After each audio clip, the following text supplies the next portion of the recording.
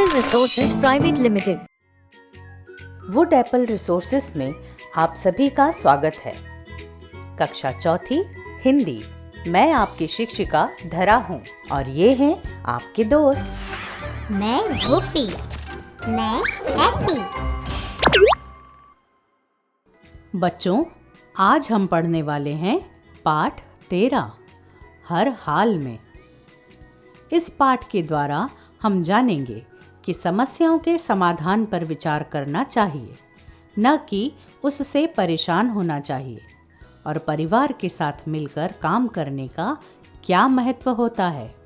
यह भी सीखेंगे कि जीवन में समस्याओं का सामना धैर्य और रचनात्मकता से किया जा सकता है। माँ, मुझे बहुत गर्मी लग रही है। ये बिजली विभाग वाले गर्मी आते ही न जाने क्यों बिजली बंद कर देते हैं। हमें कितनी परेशानी होती है। गर्मी के मारे हमारा बुरा हाल हो जाता है। आज पता नहीं बिजली कब आएगी। 2 घंटे तो हो गए। बिटिया, आज बिजली दिन भर नहीं आएगी, क्योंकि आज बिजली की दिन भर की कटौती है। क्या कह रहे हैं दादाजी? फिर हम दिन भर गर्मी में कैसे रहेंगे? आजकल के बच्चे जरा सी परेशानी नहीं झेल सकते। बेटा, परेशानी तो है, लेकिन हर परेशानी का हमें समाधान ढूंढना चाहिए। समस्या से परेशान नहीं होना चाहिए। सोना, जाओ अपनी माँ से घर की पुरानी चादरें निकलवा कर लाओ।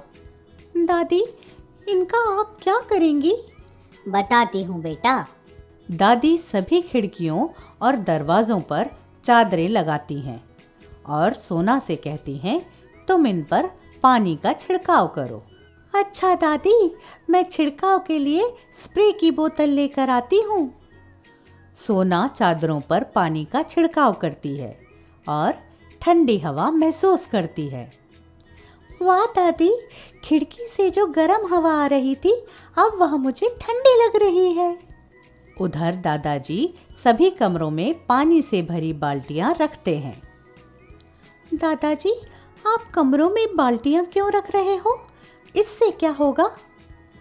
इससे कमरे का तापमान कम हो जाएगा और हमें गर्मी का एहसास कम होगा।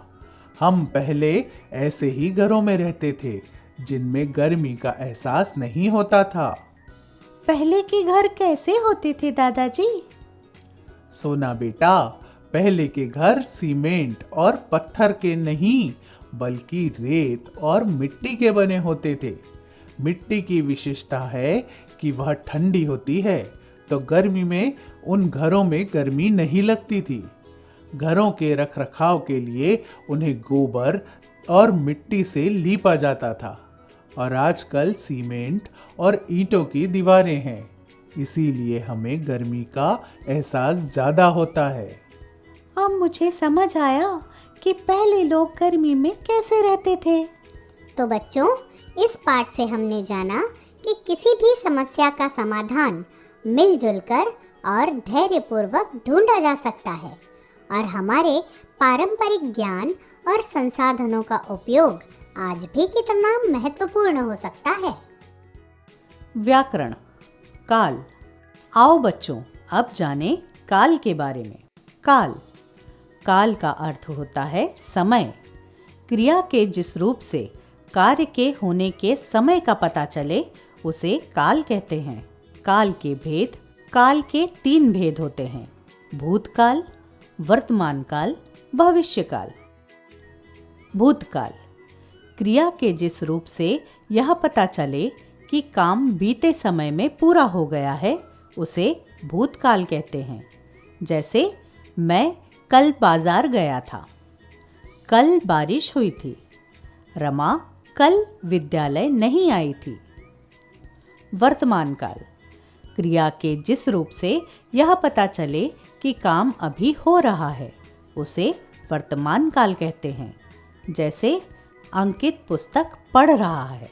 मीता गाना गा रही है। शैली खेल रही है। भविष्यकाल। क्रिया के जिस रूप से क्रिया के आने वाले समय में पूरा होने का पता चले, उसे भविष्यकाल कहते हैं। जैसे कल मैं जयपुर जाऊंगा, आज शायद बारिश होगी, वह आज से प्रतिदिन फल खाएगा। तो बच्चों, आज हमने जाना काल और उसके 3 भेद, भूत, वर्तमान और भविष्य के बारे में। हम ऐसे ही मिलते रहेंगे।